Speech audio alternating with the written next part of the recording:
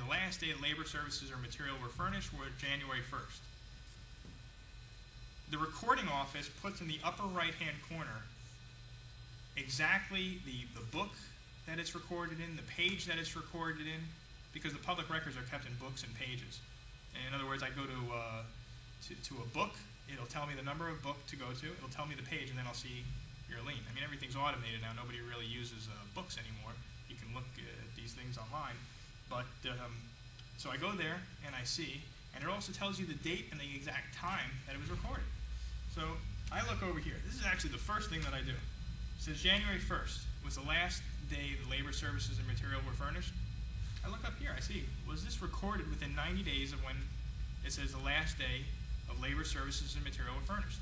I get liens that are recorded on the last day. Damn it. I wish I got it. Okay? I get liens that are recorded the day after. Aha, I got it.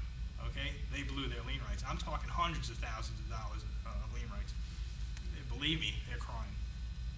Well, go ahead. Is it the last day, including the last day, or is it the next day? I stopped working on January 1st, so technically it's the last day. Would I use from the second on, or do I use the last day? Now, I know we never should wait till that day.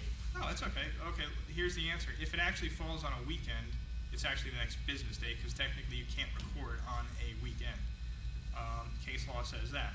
Now, it's as far as if it's the first, no, you don't count the first, you count the 90 days after that. Okay?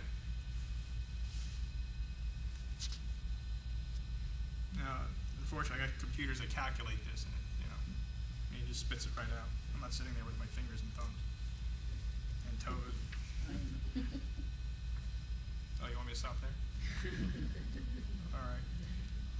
And then the next, let's see, anything else on that that's specifically interesting? Yeah, and again, later on after that, you also, to the extent that that a notice to owner is required, once again, you're putting in there who the notice to owner was served on and when it was served. So again, that way I can tell whether or not everything was timely. So what happens if you're getting down close? We're done with our work and we're like at 70 days now afterwards. And they're talking about that there's a change order and the GC wants to pay, and they're saying, no, the owner needs to pay you. I know it's a couple $100 to file this. I just need to take my chance, and they keep saying, well, we will be paying you. So it's just one of those risks. I guess I need to just... No, I'll tell you what to do. This is what I do. I go ahead, I'll lien for everything, and I won't even serve anybody a copy because I don't want to make anybody upset, or maybe I do want to make people upset so it induces payment, depending upon what your business mindset is at. And if they pay me, I give a partial release of lien for whatever they paid. Because if you blow your time frames, you really can't amend it to do more.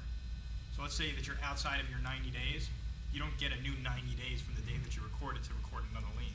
Mm-hmm. You still only have that original 90 days from the January 1st. So let's assume that from January 1st, I did my lien on the 70th day. I only have 20 more days to amend that lien. After that, I can't amend for any more. Okay? So if you're worried that, hey, you know what, I may not get paid, or they're gonna pay me, doesn't mean anything.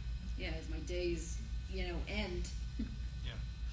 So I would lien for it and then give a partial release of lien if they do pay that portion.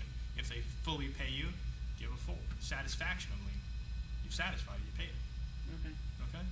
And they know when your last day is, so that could be part of why they're prolonging. Yes, and I said to them, we're at like 70 days now, thinking they would like, this lady knows what she's talking about.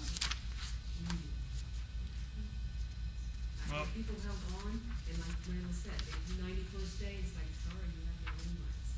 Like, I was just trying to work with them. You know what?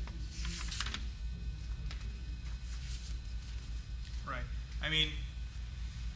There are case law that says exceptions are fraud, but then I got to tell you, let's assume that you, it's tough. It's real tough. I don't want to be in that position to be making that argument. Okay? Hey, they said they were going to pay me. They didn't pay me. They specifically did this to induce me not to file my extension. I don't want to even get into that. Okay? It's just because the ramifications are just too great if I'm wrong, and I don't prove that. And fraud's always difficult to prove. Now, you may have an equitable lien claim, which means that your lien doesn't take effect, and we're not even going to record the lien as of the date that you, we're not going to record the lien right now. We're going to have to wait through the entire case, and then once we win, then we